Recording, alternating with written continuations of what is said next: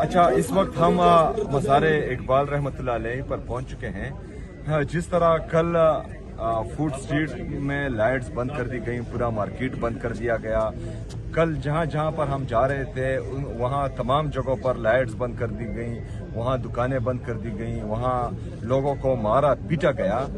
आज उसी तरह इनको पहले से हमने शेड्यूल चूंकि दिया हुआ था कि हमने मज़ार इकबाल रहमतुल्लाह अलैह पर हाजिरी लगानी है, तो आज इन्होंने यहाँ की भी तमाम लाइट से बंद कर दी हैं और बाहर जो है किसी को अंदर आने नहीं दिया जा रहा। और ये आप देख रहे हैं बिल्कुल जो है यहाँ पर तमाम लाइट्स ऑफ हो चुकी हैं, किसी को अंदर आने नहीं दिया जा रहा। बाहर जो आवाम खड़ी थी वो भी आप लोगों ने देखा।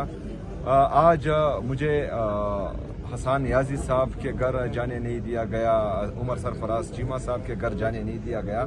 और तो ये सारी फस्तायत और एक सूबे के चीफ एग्जीक्यूटिव के साथ ये मुसलसल करते आ रहे हैं, तो ये हमारे दिल और दिमाग पर नक्श हो चुका है।